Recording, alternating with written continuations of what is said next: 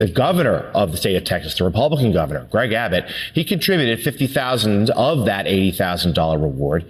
But while announcing that reward, he seemed to find the need to describe the victims of the shooting as illegal immigrants.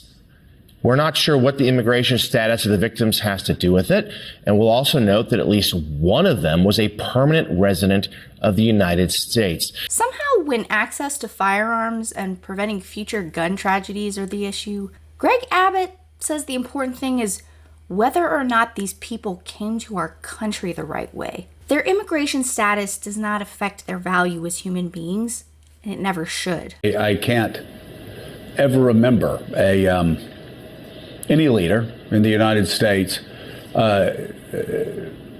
trying to somehow mitigate the pain of an 8-year-old, 9-year-old being shot in the head and other people being shot by identifying their status.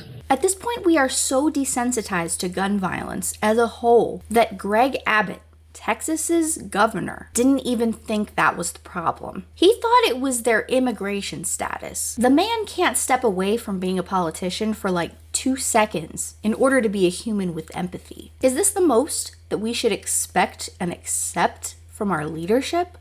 This is simply not a way to live. It's not viable.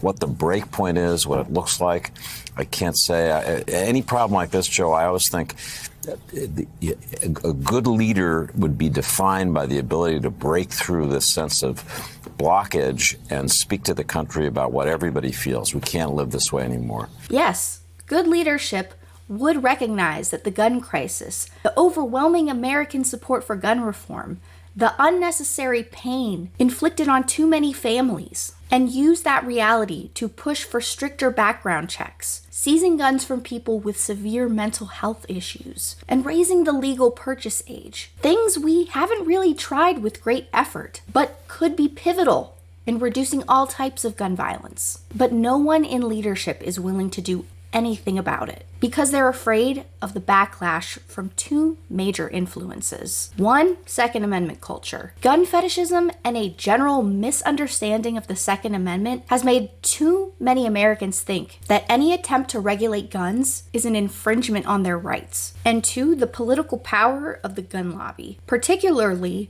the NRA, and Gun Owners of America. They make it difficult to pass any meaningful gun regulation in this country. So because of these powerful influences, lawmakers prioritize pleasing their donors and their base voters over finding solutions to complex problems, even when they know there are answers. They are more afraid of personal, financial, and political losses than innocent people losing their lives to guns. And the victims will just be thoughts and prayers tokens, disposable, collateral. Oh, an update alert. You'll be glad to know that Governor Abbott took back his statement on the victims being illegal immigrants. Federal officials told his office the victims were illegal, so it wasn't really him pointing that out.